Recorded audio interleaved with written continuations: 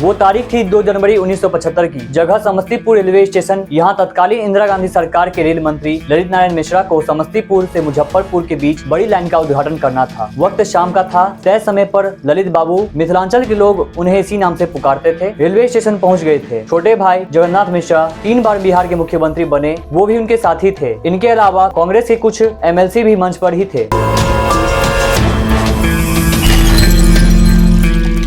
नमस्कार मिथिला, मैं हूं प्रणव कुमार मिश्रा। इस वक्त आप सभी देख रहे हैं नमस्कार मिथिला शो। एक कहावत है कि जंग में शिकस्त हो तो जान जाती है और सियासत में शिकस्त हो तो चांद जाती है। लेकिन अगर सियासत में शिकस्त के बदले जीत पर जीत मिलती जाए तो जान और शान के बीच का फर्क मिट जाता है। इस शो में आप सभी को हम बताएंगे बिहार की राजनीति का रक्त चरित्र। एक बम और बदल गई बिहार की सियासत। बम ब्लास्ट कर ललित बाबू की हत्या और आज भी गुत्थी अनसुलझी है। क्यों हुई ललित बाबू की हत्या, ये सभी आपको हम इस शो में बताएंगे। देखा जाए तो अजीत सरकार अशोक सिंह, तत्कालीन JNSU अध्यक्ष चंद्रशेखर और ब्रिज बिहारी प्रसाद की हत्या भी कुछ ऐसी ही कहानी कहती है। लेकिन क्या ये सब बिहार में 80 से 90 के दशक के करीब पहली बार हुआ? जवाब है नहीं। ललित नारायण मिश्रा जो 1973 से 75 तक भारत सरकार के रेल मंत्री थे, उनकी कहानी भी उसी किताब का एक रक्त रंजित हिस्सा है। वो तारीख थी 2 जनवरी 1975 की। जगह समस्तीपुर रेलवे स्टेशन। यहाँ तत्कालीन इंदिरा गांधी सरकार के रेल मंत्री ललित नारायण मिश्रा को समस्तीपुर से मुजफ्फरपुर के बीच बड़ी लाइन का उद्घाटन करना था। वक्त शाम का था। तय समय पर ललित बाबू, मिथिलांचल के लोग उन्हें इसी नाम से पुकारते थे, रेलवे स्टेशन पहुँच गए थे। छोटे भाई जगन्नाथ मिश्रा 3 बार बिहार के मुख्यमंत्री बने, वो भी उनके साथी थे। इनके अलावा कांग्रेस के कुछ MLC भी मंच पर ही थे।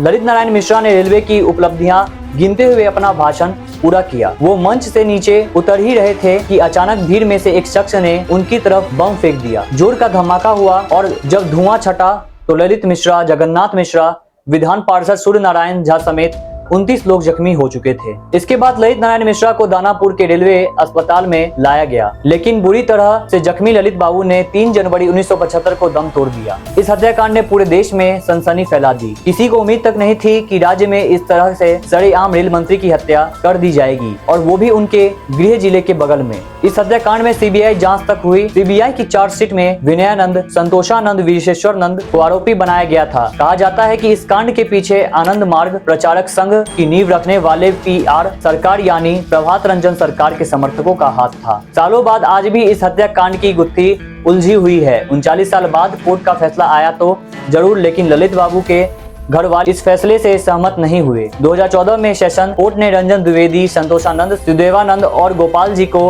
उम्र कैद की सजा सुनाई। इस फैसले के खिलाफ सुप्रीम कोर्ट में अपील तक हुई। 2015 में आरोपी जमानत पर छूट गए, लेकिन ललित बाबू के परिवार ने हर बार यही कहा कि जिनको सजा हुई वो दोषी ही नहीं थे। इस हत्याकांड की वजह पर वैसे तो कई तरह की चर्चा है, लेकिन एक बात है जो चर्चाओं में सामान है, और वो ये कि ललित बाबू का कद इतना बढ़ गया था कि उनसे उन्हीं की पार्टी के कद्दावर नेता भी घबराने लगे थे। ललित बाबू मिथिला के अलावा राज्य में भी लोकप्रियता की सीढ़ी चढ़ते जा रहे थे। कहने वाले तो ये भी कहते हैं उनका बढ़ता कद ही उनकी जान का दुश्मन बन गया, लेकिन सच क्या है किसी को नहीं पता। नमस्कार मित्रों, अब तक इतना ही। मिलते हैं अगले कड़ी में नए खबर, नए समाचार के साथ। जाने से पहले अगर आपने हमारे चैनल को सब्सक्राइब नहीं किया तो हमारे चैनल सब्सक्राइब करें। अगर आपने हमारे ट्विटर, इंस्टाग्राम, फेसबुक पेज को फॉलो नहीं किया तो हमारे सब पेज को फॉलो करें। नीचे हमने सभी लिंक डिस्क्रिप्शन दे दिया है। हमें दीजिए आने की इजाजत, तब तक देखते रहिए नमस्कार मिथिला न्यूज। नमस्कार मिथिला।